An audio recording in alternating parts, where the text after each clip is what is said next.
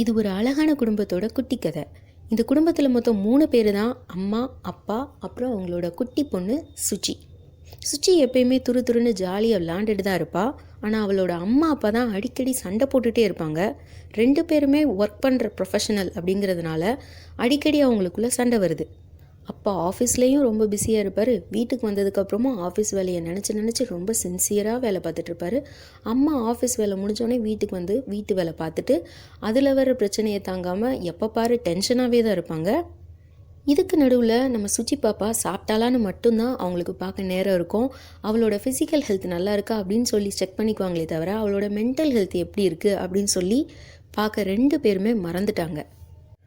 ஒரு நாள் சுச்சி அவளோட அப்பாட்ட எதுக்கு டெய்லி ஆஃபீஸ் போகிறீங்கப்பா அப்படின்னு கேட்டதுக்கு, ஆஃபீஸ் போனால் தான் கரெக்டாக சம்பளம் தருவாங்க அப்படின்னு சொல்லி அவங்க அப்பா சொன்னாங்க. அப்போது ஆஃபீஸில் டெய்லி சண்டைலாம் போட மாட்டிங்களா யார்ட்டையும் அப்படின்னு கேட்டதுக்கு, எப்படிப்பா நான் அங்கே தான் நிம்மதியாக இருக்கேன், வீட்டில் உங்கள் அம்மா எப்போ பாரு சண்டை போட்டுட்ருக்கா, ஆஃபீஸ்லலாம் நல்லா தான் இருப்பேன் அப்படின்னு சொல்லியிருக்காரு. வீட்டுக்குள்ளே எப்போ பாரு அம்மா அப்பா சண்டையே பார்த்து பார்த்து வளர்ந்த சுச்சிக்கு ரொம்ப கன்ஃபியூஷனாக இருந்துச்சு. எதுக்காக நம்ம கூட டைம் ஸ்பெண்ட் பண்ண மாட்டேங்காங்க, எதுக்காக நான் சொல்கிற கதையை கேட்க மாட்டேங்காங்க, என் கூட விளாட ஏன் வர மாட்டேங்காங்க அப்படின்னு சொல்லி ஒரு கட்டத்தில் ரொம்ப ஏக்கமாக இருந்துச்சு. அப்போ தான் நம்மளோட ஸ்மார்ட்டான சுச்சி பாப்பா ஒரு ஐடியா பண்ணா. மறுநாள் காலையில் அப்பாட்ட போய் அப்பா உன்னோட சம்பளம் எவ்வளோ சொல்லுப்பா அப்படின்னு சொல்லி கேட்டா.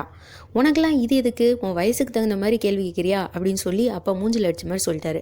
ப்ளீஸ்ப்பா சொல்லுப்பா அப்படின்னு சொல்லி கேட்டு அவரோட சம்பளத்தை எவ்வளோன்னு சொல்லி நோட் பண்ணி வச்சுக்கிட்டா. ஒரு மாதத்துக்கு இவ்வளோ சம்பளம்னா ஒரு நாளைக்கு எவ்வளோ சம்பளம் அப்படின்னு சொல்லி அவளுக்கு தெரிஞ்ச மேக்ஸில் அழகாக கால்குலேட் பண்ணிட்டு வச்சுக்கிட்டா. டெய்லி பணம் சேர்த்து வைக்கிறது ரொம்ப நல்ல பழக்கம்னு எங்கள் மிஸ்ஸு சொல்லியிருக்காங்க. எனக்கு அதனால் டெய்லி நீங்கள் ஒரு 10 ரூபா கொடுங்க, அம்மா ஒரு 10 ரூபா கொடுங்க அப்படின்னு சொல்லி 2 பேர்கிட்டையும் காசை டெய்லி வாங்கி வச்சு பக்குவமாக சேர்த்து வைக்க ஆரம்பித்தா. ஒரு மாதம் ஃபுல்லாக இப்படியே பணத்தை சேர்த்து வச்சுக்கிட்டு இருந்தா சுச்சி. அன்னைக்கு ஞாயிற்றுக்கிழமை. அவளோட அம்மா அப்பா வழக்கம் போல் பயங்கரமாக சண்டை போட்டுட்டு இருந்தாங்க. இவ கை நிறைய தான் சேர்த்து வச்ச பணத்தை எடுத்துகிட்டு போய் அவங்க 2 பேத்துக்கு நடுவில் போய் நின்னான்.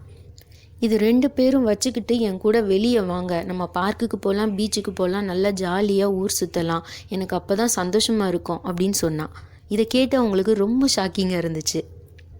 ஆஃபீஸ்லலாம் உங்களுக்கு சம்பளம் தராங்க, நீங்கள் அங்கெல்லாம் சண்டைவே போட மாட்டேங்கிங்க, இங்கே எப்போ பாரு சண்டை போடுறீங்க, நானும் உங்களுக்கு சம்பளம் தரேன், இனிமேல் என் கூட நல்லா பேசுங்க, என் கூட டைம் ஸ்பெண்ட் பண்ணுங்கள், வீட்டில் சண்டைவே போடாதீங்க, ரொம்ப எனக்கு சந்தோஷமாக இருக்கும் அப்படின்னு சொன்னான். அவளோட அம்மாவுக்கும் அப்பாவுக்கும் இப்போ தான் அவங்க பண்ண தப்பெல்லாம் ஒன்றுனா புரிய ஆரம்பிக்கி.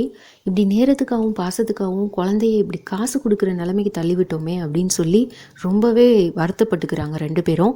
அதுக்கடுத்து பாப்பாவை பார்த்து, இனிமே உன் கூடவே இருப்போம்டா, உனக்கு ரொம்ப சந்தோஷமாக இருக்கிற மாதிரி நாங்கள் நடந்துக்குவோம், சண்டை போட்டுக்கவே மாட்டோம், உன்னை எங்கேனாலும் கூட்டிகிட்டு போகிறோம், நீ சந்தோஷமாக இரு, எங்களுக்கு அதுதான் முக்கியம் அப்படின்னு சொல்லி ஹாப்பி ஃபேமிலியாக மாறிடுறாங்க.